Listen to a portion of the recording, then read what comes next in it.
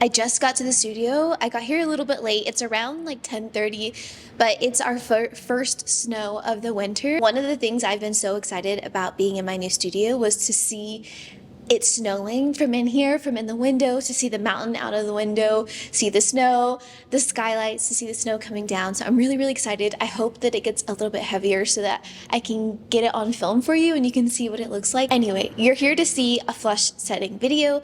I'm gonna be doing a flush setting for you guys today just to show you how I do it, how I teach it. I'm gonna preface it obviously by saying everyone does this a little bit differently. They all have their preferences. I hate the saying, but there are multiple ways to skin the cat. It's true with jewelry making, especially with jewelry making. So I'm going to show you what I do and I'll give you all of my tips, and then you try different ways. I'll try and recommend a few different ways so that if you're struggling with one of the burrs that I'm using or anything that I'm using, you can try another route and see if it works best for you. But I'm going to try and warm up here for a second. I'm going to make a cup of coffee and then we'll get started on the flush setting. I do also want to point out that I teach this in my in-person class. So I do have in-person classes now. I have 4 student benches and I have a class usually once a week. My new class list should be out by next week, so signups for the first quarter of the month. I have a stone setting class where I teach flush setting, grain setting, bezel setting, and claw setting, all in a 2-day class. And then I have a casting class that's a 2-day class, a wax carving class where you learn how to carve symmetrically a signet ring, and then I also have a casting stones in place class. I'm going to be coming up with some other classes to add in the mix probably the second quarter of the year. So if you have any ideas on something that you want to learn and it's not something that I already teach, please put it in the comments. But I do have those classes now available in person. I also offer one-on-ones here in my studio in East Idaho, so you can also message me if you're more interested in some one-on-one learning.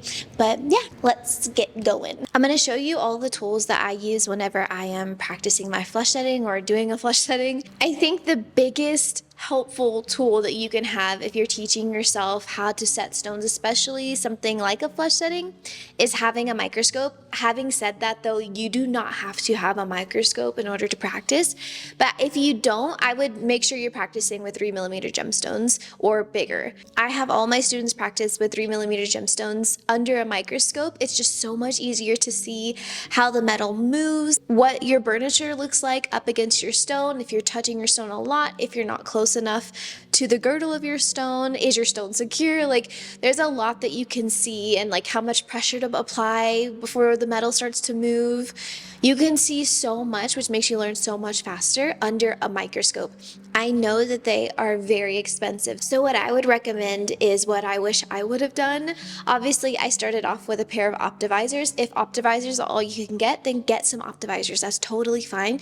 Get Optivisors and an eye loop, and just make sure that you can check your work before you call it good, before you say that the stone is secure. Just really make sure you're looking at some magnified level and that you can see that the metal is in fact over the girdle of your gemstone. If you do have a little bit of a budget and you can swing a microscope and you know that you're going to stick with this to some degree and you want to advance your stone setting skills, get a microscope. I have the Vever ones for my students. I'll put the link in my description. All of my student benches have the Vever ones. If I would have known that that existed and how good it was, I would have waited to invest in such an expensive piece of equipment. I love my Leica. I would never give it back. I love it so much, and it is better than the Vever, but the Vever will get you so far. You can see really well. It's got the Acrobat arm as well. It's really good. I mean, if I had it, I'd probably still be using it right now if it were on my own personal bench. But having said that, I love my Leica and I will never give it back. But anyway, the Vever one is around like $320, $350. I mean, not cheap, but for a microscope, that's cheap. And it comes with an Acrobat arm, and it's only $350, $340, $320, somewhere in that range. I'll put that in the description, so if you want to get a microscope, I'm telling you, night and day, you will learn so much faster, and you will be so much better, and you will break a lot less stones working under a microscope. Again though, not necessary. You can do a lot without your microscope. Just make sure you got good magnification to check your work. So anyway, having said all that, 3mm gemstones I think are a great practice. Cubic zirconia, I get mine from Rio Grande in a pack of 50. They're really cheap. I like to have a little puffer to blow out the brass, like clean out the hole that I'm burring. I got this on Amazon. I'll link it, but it's just like a little puffy to clean it out. I used to use a makeup brush, which also works well. So if you got like a makeup brush just laying around that you don't use anymore, then you can use a makeup brush to kind of brush away the excess metal. You're gonna want a center punch, so I got this from Amazon as well. It's just a piece of steel with a sharpened tip, and you can resharpen this. But before I go to drill my hole, I will put this center punch where I'm gonna drill, and I will kind of like wiggle it in and stick it in there to kind of create a little spot for my drill bit to sit in so that it doesn't scoot around the metal. So start with some kind of punch. Before I had an actual punch, I used to use a hammer and a nail, and I would just take the nail and I would dig it in, or I would just knock it really quickly on the top and just create a little dent. Another thing that you're gonna want is a little brass pusher. I got this on Amazon as well. Brass is softer than steel, so you can use this to push on the tops of your gemstones without breaking them as easily. You can still break them with a brass pusher, but it's not as easy as it is when you're pushing with a piece of steel. So get some kind of brass pusher, even if it's a piece of brass wire, like a thicker one, like something 6 gauge or less. You can use a brass piece of wire to push your gemstones down to kind of tension set them in, and I'll show you what I'm talking about here in a minute. I also have some beeswax on the end of an old burr bit, or whatever you want to put it on. You can get some beeswax on Amazon and just warm it up in your fingers, cut a little slice off, warm it up, and put it around here. This really helps to pick up little tiny gemstones. It also helps to remove them, so if your gemstone gets stuck, you can just kind of keep sticking it until it suctions and pops your gemstone out. And then you're gonna need a drill bit. For this, for a 3mm gemstone, I'm using a 1.8mm drill bit. You can use whatever you want, just don't use a 3mm drill bit for a 3mm hole, right? That makes sense. That's obvious. So I don't even like using like a 2mm one or like a 2.5 one. I feel like that is even a little too close. So I wouldn't go above 2mm for my drill bit, but doesn't have to be any certain size. There's no real rule for that. So when I'm drilling seats for my stones, I like to graduate the burrs. So I'm not gonna use my drill bit and then jump straight to a 3mm ball burr or stone setting burr. I'm gonna graduate it and go with a 2mm ball burr or a 2.5mm ball burr, just to open up the hole so that whenever I go in with my stone setting burr or my 3mm ball burr, I'm not eating away at that ball burr so fast. It's not getting too hot or having to chew through too much metal, and it just reserves your ball burrs. That's something that's personal preference. Some people just jump right in there, and that's totally fine. I have noticed though that sometimes with stone setting burrs, it's a lot harder to just jump right in there because you don't have as many teeth at the bottom. The fan turned on. All right, let me talk quickly. For this practice, I'm gonna be using a 2.5mm ball burr, and then I'm gonna use a 3mm stone setting burr as my final burr. This is where there's personal preference on what kind of burr you use on that final size. So for 3mm stones, I'm gonna use a 3mm ball burr or stone setting burr. For 2mm stones, I'm gonna use a 2mm stone setting burr or 2mm ball burr. So you're gonna use whatever size you're using for your gemstones. Make sense? But the personal choice comes with whether you're going to use a ball burr or a stone setting burr. I like to use a stone setting burr because the stone setting burr, the shape of it, is shaped just like your gemstone. So it creates that ledge for your girdle to sit on, and it usually creates like a nice tight little setting that clicks right in, and I just find them to be easier. Let me move real quick. Some people don't like using a stone setting burr because if they don't have their stone setting burr sitting straight up and down, then when they put their stone in there, it's gonna sit tilted whichever way you were tilted. So you have to really make sure that you're straight up and down when you're using a stone setting burr, because however you are holding that burr is how your stone's gonna sit. So that's the only downside to that. The upside to a ball burr though is that you can drift with your ball burr. So if you are practicing, this won't matter, but when it comes to like applying it, if you're setting a bunch of stones in a row and you need them to be perfectly spaced, and you get to stone number 3 out of 6, and you notice that it's a little bit closer to the left and it should be closer to the right, like it's getting off center a little bit.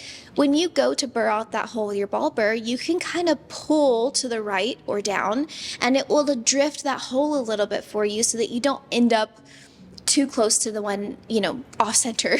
And with a stone setting burr, you can't do those pulling motions. So that's another reason why some people like using ball burr. But for practicing purposes, we're going to use a stone setting burr. I almost always use a stone setting burr.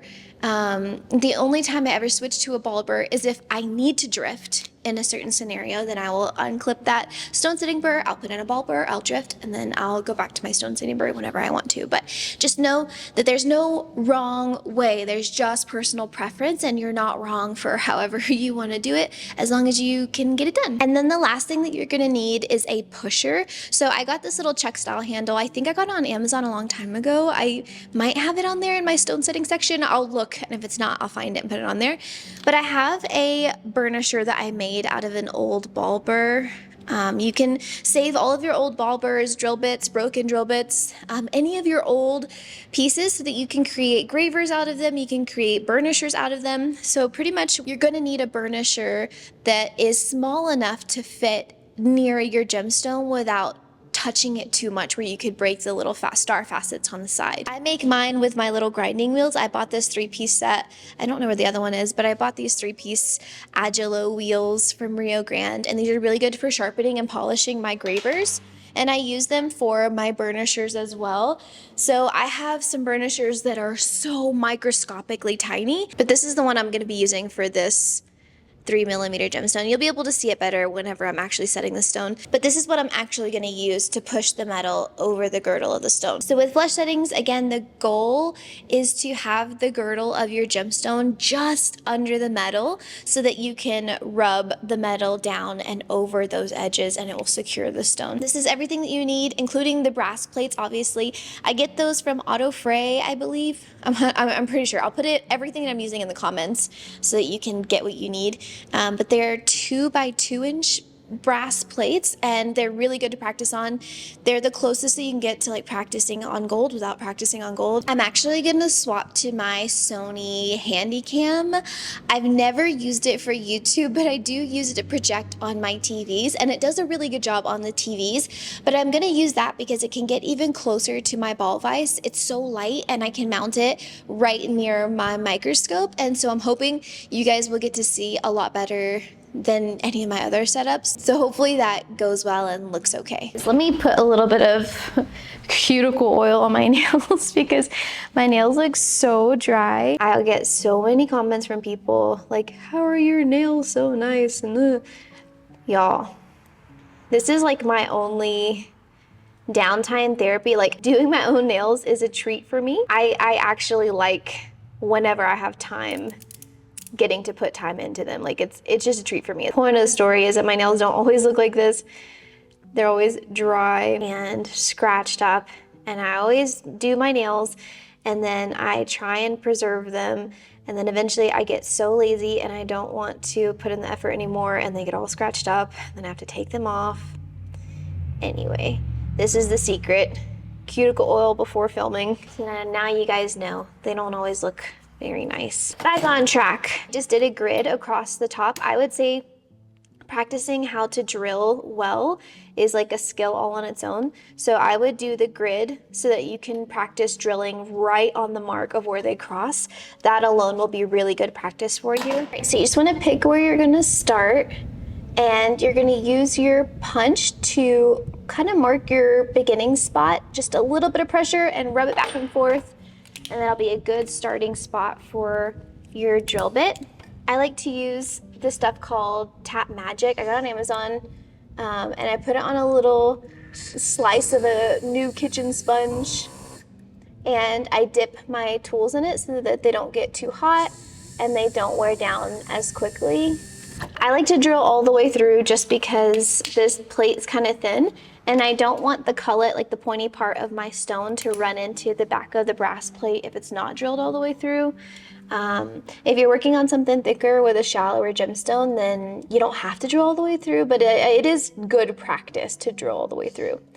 And then I've got the ball burr. I usually kind of like to start from the side, just to let the teeth grab on, and then I go straight up and down.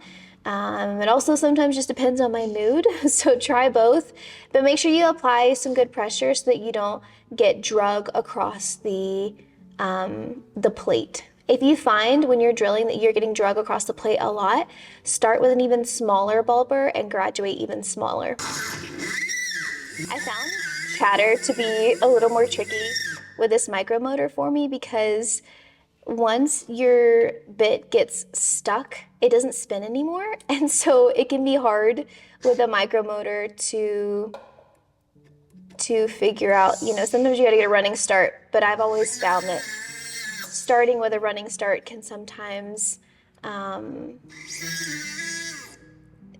take the ball burr away from me. But anyway, when I go with my ball burr, I try not to go more than like 75% of the way in. I'm not trying to bust all the way through. So I'm gonna go in 75% of the way in with that one. And then I can switch to my stone setting burr. Remember to stay straight up and down and drill a little bit, dip in your oil, drill a little bit, dip in your oil. Once you start to see the marking, like you can see a stone setting burr is shaped like a stone. And that first little bottom ledge is where your girdle would be. So as soon as you start to see that bottom ledge start to make the mark in the hole of your metal, then that's where I usually like to stop and start checking my stone height and if I still need to go deeper and yada, yada, yada. All right, I can see the little ledge. So I'm gonna stop right there. Clean it up, get some of that extra brass schmutz out of there. And then I'm gonna test the height of the gemstone, just see if it fits well. Sometimes you have to widen the hole a little bit, like your stone setting burr starts as a 3 mil, but as you use it, it gets worn down. So maybe within like the first few drills, you start to wear down those edges, and maybe now you have a 2.9 mil instead of a 3 mil, or a 2.8 mil instead of a 3 mil. So if that ends up happening where you know that you've drilled down far enough, but you just need to widen the hole a little bit, then you're gonna want to do just a little swirl. I think one of the mistakes that people do when they do that though is they rock their wrist all the way around. Sorry, I'm trying to get this gemstone out so I don't push it in crooked. People will put their burr in here and they'll rock it around to widen it. You don't ever want to rock it because you'll ruin that nice line that's in there. You want to just give it a little swirl. So you would put your stone setting burr in, and you would just kind of like pull toward each side of the walls just to widen it a little bit. But just don't ever roll your wrist because you'll end up with a crooked stone. All right, so you're gonna put in there as flush as you possibly can, and I can tell it's gonna go in. And I'm gonna push straight down on the face with a brass pusher just to kind of tension set it in. The girdle is just below the metal. I don't see the edge of the girdle or anything, it's just below.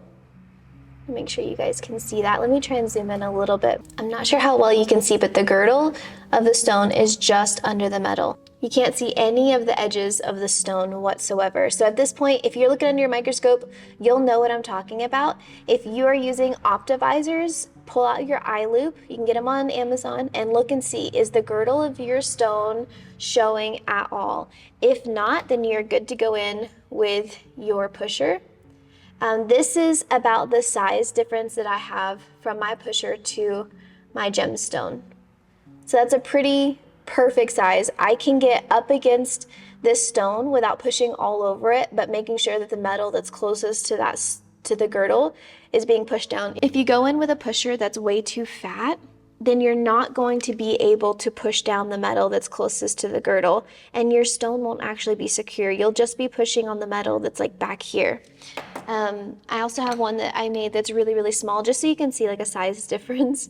But this one I made out of an old drill bit.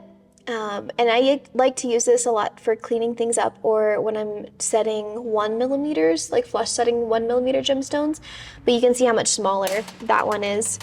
So when you're doing your flush setting, I like to go north, south, east, west first.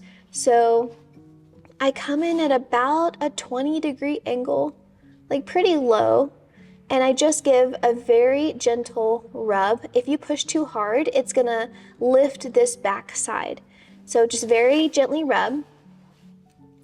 And then again, on the opposite side, very gently rub, and you'll see under the microscope that metal just fold down.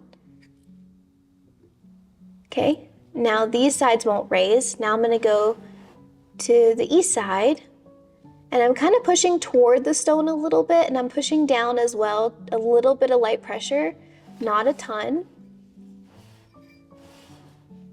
Pushing toward the stone, but not really touching it much. It's okay if it touches a little bit. These cubic zirconia are pretty strong. Just be careful at how much you are touching the stone. So once you get those 4 points of contact, then you can go in all the spaces in between. I still like to go in at that like 20-ish degree angle, maybe 35, I don't know how technical we're being here. But I push down those edges. Then I go to the opposite side.